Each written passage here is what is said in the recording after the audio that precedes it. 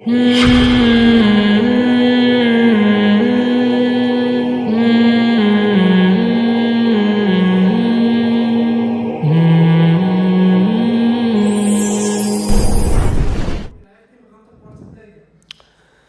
سوال بھائی کا یہ، نام کیا ہے آپ کا؟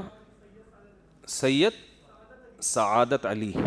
پہلا سوال بھائی کا یہ ہے، کہتے ہیں ہم نے تبلیغ میں بہت دفعہ سنا ہے کہ قرآن خود نہیں پڑھو، اس سے کیا ہو جاؤ گے؟ گمراہ ہو جاؤ گے۔ دیکھیں قرآن میں دو طرح کی آیات ہیں۔ ایک آیتیں وہ ہیں جن کا تعلق ہے نصیحت سے، واعظ و نصیحت، جن میں واقعات ہیں، موسیٰ علیہ السلام کا واقعہ، ہارون علیہ السلام کا اور ابراہیم علیہ السلام کا، پھر آخرت کی ہولناکیاں، ٹھیک ہے نا۔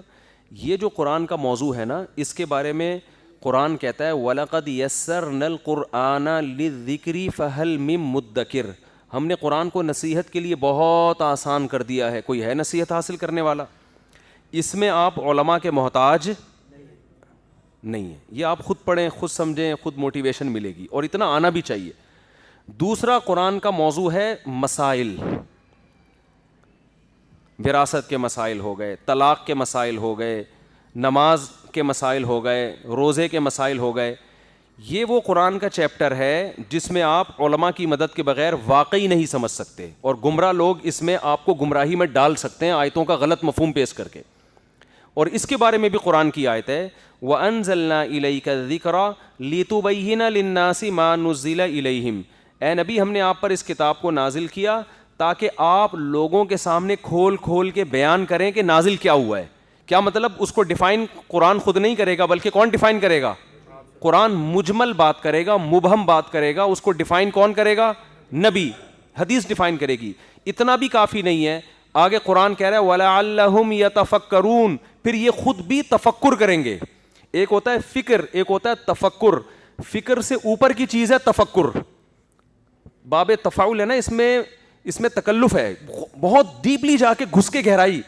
اور تفکر کا اہل وہی ہوتا ہے جو قرآن کو بھی جانتا ہو اور مکمل احادیث کو بھی۔ تو ایسے علماء جو مکمل قرآن اور مکمل احادیث پر بھرپور عبور رکھتے ہیں، وہ پھر ان آیتوں میں مزید جا کے غور و فکر کریں گے۔ تو اس میں انہی متفکرین اور انہی علماء عوام پر لازم ہوگی انہی کو فالو کرے وہ، اس میں وہ اپنی طرف سے قرآن کی آیتوں کی تفسیر نہیں کر سکتے۔ تو جو علماء کہتے ہیں نا قرآن خود سے سمجھ کے خود نہیں سمجھو لوگوں سے، ان کا مطلب وہ مسائل والی آیات، اور وہ مسائل والی آیات آپ کو خود سے سمجھ میں آئیں گے بھی نہیں۔ آپ قرآن کی جو وصیت، جو وراثت کی آیتیں ہیں نا، ترجمہ پڑھیں، آپ کو وراثت کے مسائل نہیں آئیں گے جب تک آپ اس کے ساتھ کوئی تفسیر ایڈ نہیں کریں گے۔ تفسیریں بھی تو لوگوں نے لکھی ہوئی ہیں نا، وہ پڑھنی پڑے گی آپ۔ طلاق کے مسائل ہو گئے، نماز کا قرآن میں تذکرہ ملتا ہے، طریقہ ملتا ہی نہیں ہے۔ تو اللہ کے اس حکم کو پورا کیسے کرنا ہے، یہ آپ حدیث اور حدیث کے بعد پھر فقہا کی طرف آپ کو جانا پڑے گا۔ تو یہ جو کہا جاتا ہے نا کہ قرآن خود سے نہیں سمجھو، یہ لفظ بہرحال غلط ہے۔ سمجھ میں آ رہی بات؟ یہ لفظ کیا ہے؟ یہ تعبیر غلط ہے۔ قرآن خود سے سمجھو، جو چیز مشکل لگے نا اس میں، وہ اس میں اپنی رائے قائم نہ کرو، بلکہ اس میں کس کو فالو کرو؟ علماء کو۔ یہ یوں صحیح تعبیر ہونی چاہیے۔ خلاص آپ سمجھیں، گھر میں لائیں، رکھیں، یہ تو قرآن گھر میں رکھ کے پڑھنے کے لیے نا۔ یہاں تک قرآن نے کہا ہے کہ نبی سے کہا ہے کہ جو مشرک آپ کے پاس آئے قرآن سننے کے لیے تو آپ اس کو لائیں حتیٰ یسمع کلام اللہ، تاکہ وہ اللہ کے کلام کو اپنے کانوں سے سنیں۔ آگے اللہ نے کہتا ہے اس لیے کہ یہ لوگ وہ ہیں جن کے علم نہیں ہے، ان کے پاس بہت سے لوگوں کے پاس علم نہیں ہے، اس لیے اسلام کا انکار کریں۔ جب یہ قرآن سنیں گے تو یہ انکار نہیں کریں گے، بلکہ اس کی آیات پر ایمان لے آئیں گے۔ تو جب غیر مسلم کی سمجھ میں قرآن آ سکتا ہے اور اس کے بارے میں ترغیب دی جا رہی ہے کہ یہ خود سے سنے، تو خود سے سنے گا تو خود سے سمجھے گا بھی نا، تو یہ چیز اس کو اسلام کے قریب کرے گی۔ تو مسلمان کیوں نہیں خود سے سمجھے بھائی؟ وہ تو مسلمان بھی خود سے پڑھے گا بھی، خود سے سمجھے گا بھی۔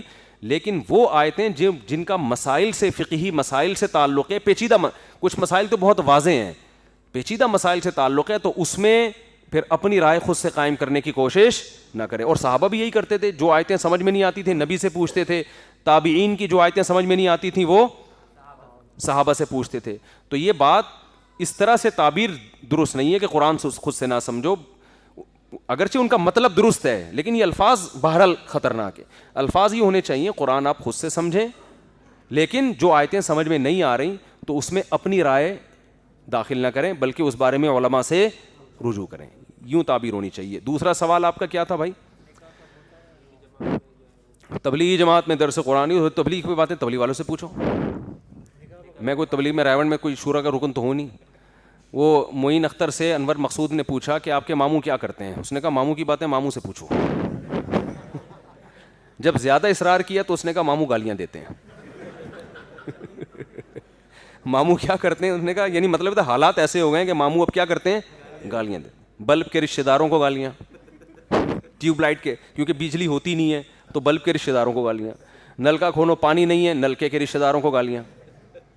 تو تبلیغ کا کام اتنا پھیل چکا ہے, میرا خیال ہے ان کو ڈر یہ ہے کہ اگر ہم نے درس قرآن کا پراپر سلسلہ شروع کر دیا تو ایسا نہ ہو کہ عامی آدمی جب درس دینا شروع کرے تو وہ کچھ اور ہی نہ کر دے. تو شاید اس وجہ سے وہ ڈرتے ہیں. لہٰذا وہ یہ ترغیب دیتے ہیں کہ جو محلے کی مسجد کے امام ہیں, عالم ہیں, مسائل اس سے پوچھیں, ان کے درس قرآن کے حلقوں میں آپ شریک ہوں. دیکھو کام کا حجم جب بڑھتا ہے نا تو حساسیت بہت بڑھ جاتی ہے.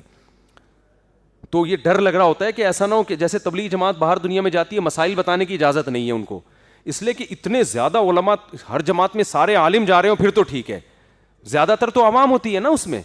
تو اب ان کو مسائل بتانا اگر شروع کر دیں تو غلطیوں کا امکان بہت زیادہ ہوتا ہے, ایک نیا فتنہ نہ کھڑا ہو جائے.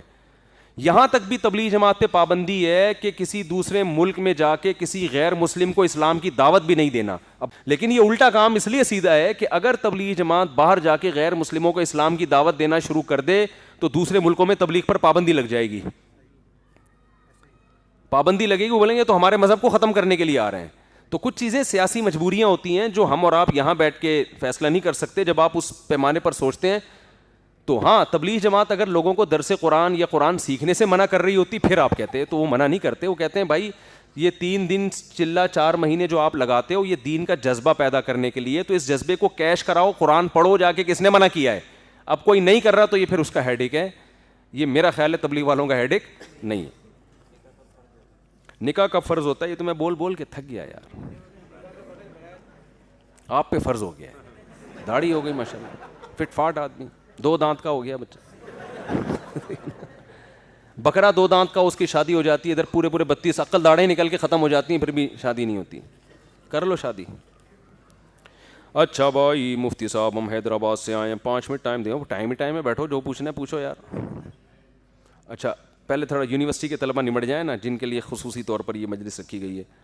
سخی اور کنجوس کی علامت بتا دیں. کنجوس وہ ہے جو ضرورت کی جگہوں پہ بھی خرچ نہ کر رہا ہو, اور سخی وہ ہے جو جتنا خرچ اس پہ واجب ہو اس سے بھی زیادہ کر رہا ہو. اور اسراف خود فضول خرچی یہ ہے کہ آپ کی جتنی ارننگ ہے آپ اس سے زیادہ خرچ کر رہے ہو.